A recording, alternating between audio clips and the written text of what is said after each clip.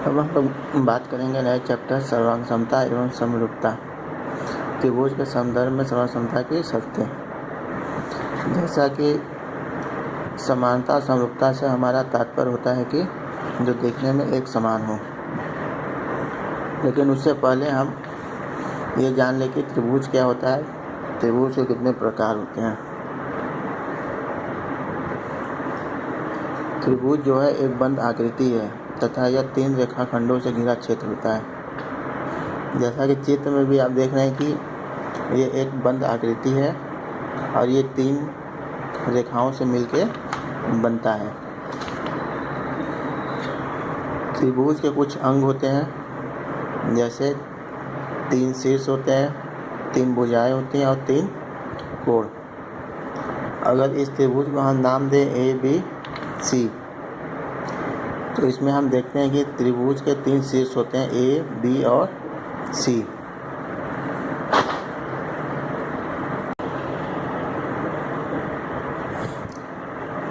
त्रिभुज के 2 रेखाखंड या आकृति के 2 रेखाखंड जिस बिंदु पर मिलते हैं उसे शीर्ष बोला जाता है। उसी प्रकार त्रिभुज के 3 भुजाएं होती हैं और इस त्रिभुज के आधार पर उन भुजाओं का नाम होता है ए बी, बी सी और सी ए। उसी प्रकार 3 कोण होते हैं, कोण ए, कोण बी और कोण सी। 2 रेखाखंड आपस में मिलकर जो कोण बनाते हैं उसे त्रिभुज का कोण कहते हैं। त्रिभुज में 2 शीर्षों से मिलकर एक भुजा का निर्माण होता है तथा 2 रेखाखंडों के द्वारा उनके मध्य कोण बनता है।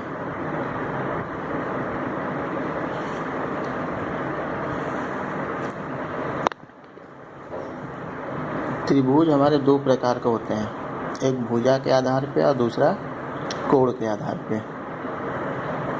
भुजा के आधार पे त्रिभुज के 3 प्रकार होते हैं, समबाहु त्रिभुज, समद्विबाहु त्रिभुज और विषमबाहु त्रिभुज। समबाहु त्रिभुज हम ऐसे त्रिभुजों को कहते हैं जिनके तीनों भुजाएं समान होती हैं, जिनकी लंबाइयाँ बराबर होती हैं, उसे हम समबाहु त्रिभुज कहते हैं। समद्विबाहु त्रिभुज ऐसे त्रिभुज को कहते हैं जिसकी केवल 2 भुजाएं समान होती हैं। और तीसरा है हमारा विषमबाहु त्रिभुज, ऐसा त्रिभुज जिसकी कोई भुजा आपस में बराबर न हो, जिसकी तीनों भुजाएं असमान होती हैं, उसे विषमबाहु त्रिभुज कहते हैं। इसी प्रकार कोण के आधार पर भी त्रिभुज के 3 प्रकार होते हैं।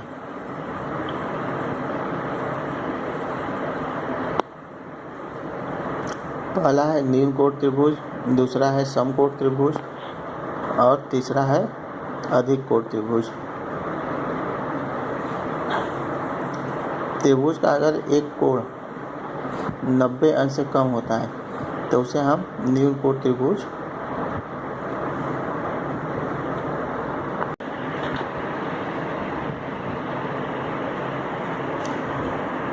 न्यून कोण त्रिभुज अगर त्रिभुज के तीनों कोण 90 अंश से कम होते हैं तो उसे हम न्यून कोण त्रिभुज कहते हैं। त्रिभुज के जो तीनों कोण हैं वो 90 अंश से कम होने चाहिए। दूसरा जो हमारा वो है समकोण त्रिभुज। अगर त्रिभुज का कोई एक कोण 90 अंश का होता है तो ऐसे त्रिभुज को हम समकोण त्रिभुज कहते हैं। तीसरा है हमारा अधिक कोण त्रिभुज। अगर किसी त्रिभुज का एक कोण भी 90 अंश से अधिक हो जाता है तो उसे हम अधिक कोण त्रिभुज कहते हैं। अब हम बात करेंगे त्रिभुज के माध्यिका की। त्रिभुज के किसी शीर्ष को उसके सामने की भुजा के मध्य बिंदु से मिलाने वाले रेखाखंड को त्रिभुज की माध्यिका कहते हैं। जैसा कि हम देख सकते हैं यहाँ पे एक त्रिभुज है ए बी सी। त्रिभुज का एक शीर्ष है ए और उस शीर्ष ए के सामने की जो भुजा है वो है बी सी। इस शीर्ष से एक रेखाखंड हम खींचते हैं और उस रेखाखंड को ले जाकर हम भुजा बी सी के मध्य बिंदु से मिलाते हैं, जो कि BC को D पे मिलती है। तो जो रेखाखंड AD है वो इस त्रिभुज का माध्यिका कहलाएगी।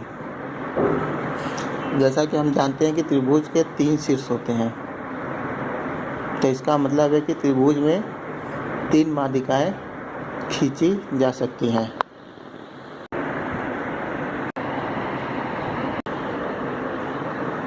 प्रत्येक त्रिभुज में 3 माध्यिकाएं होती हैं, क्योंकि प्रत्येक त्रिभुज में 3 शीर्ष होते हैं और तीनों शीर्ष से एक एक माध्यिका खींची जा सकती है। केंद्रक। त्रिभुज के तीनों माध्यिकाएं जिस बिंदु पर मिलती हैं वह बिंदु केंद्रक कहलाता है। जैसा कि इस चित्र में हम देख सकते हैं कि शीर्ष A से एक माध्यिका खींची गई है AD, शीर्ष B से एक माध्यिका खींची गई है BE और C से एक माध्यिका खींची गई है CF, और ये तीनों माध्यिकाएं एक बिंदु G पर मिलती हैं, जो कि त्रिभुज का केंद्रक कहलाता है। त्रिभुज का जो केंद्रक होता है वो प्रत्येक माध्यिका को 2:1 के अनुपात में विभाजित करता है। जैसा कि आप देख सकते हैं कि जो बिंदु G, केंद्रक G है, वो AD को 2 और 1 के अनुपात में विभाजित करती है।